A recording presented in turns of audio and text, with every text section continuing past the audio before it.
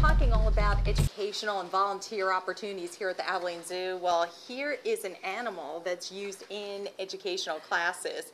And tell me about this guy here, Simon. This is Simon. He is a bearded dragon. He is one that we used. We'll talk about how reptile characteristics and what a lizard is. Just kind of it's one thing to talk about the animals. It's a completely different thing when they can actually experience touching the animals. Oh, yeah. So these are like the stars of the programs. And how do you go about choosing an animal like Simon to be part of an educational opportunity? It depends on what the message is. If it's a class about reptiles, he's perfect because he's an example of a reptile. Sometimes it might be we're talking about camouflage, and so he's also a great example of camouflage. We sometimes pick animals based on what makes a good pet. What are some great pet animals? We pick some based on habitat. So he's one that has a variety of purposes. Not to mention he's just cool. Oh, he definitely is. Well, let's take a look at some other cool animals that you have here. All right. Bye, Simon. All right, this is one that is highly popular with a lot of the kids. Okay. This is a coati. This is Tuesday, our coati.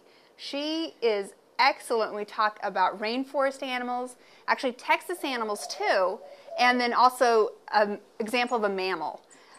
She is one that is highly popular, but also not a good pet. She's one that we use for definitely not a good pet. Yeah, so you do not want to be having one of these in your house. Exactly. They're great to see at the zoo, great as far as the educational classes. Yes. Not to have not in a your good home. pet, no. And I see that Tuesday has a harness on. Why is that? She is one that we will actually take out into the zoo so people can see her out in the zoo.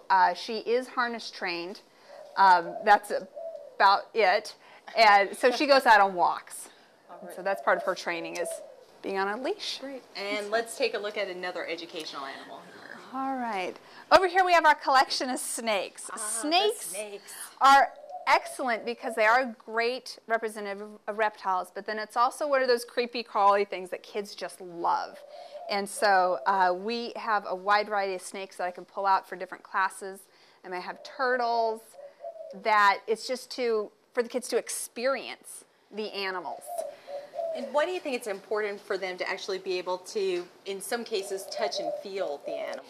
Because it makes it more real. It gives them a better idea that snakes aren't slimy. When they actually touch it and feel that it's smooth and dry, it also helps sometimes overcome fear that people have.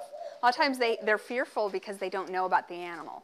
So when you get to experience and touch it, it makes it more real. And also eventually it'll hopefully lead to conservation efforts down the line. And nothing better than being able to see these beautiful creatures right up close. Exactly.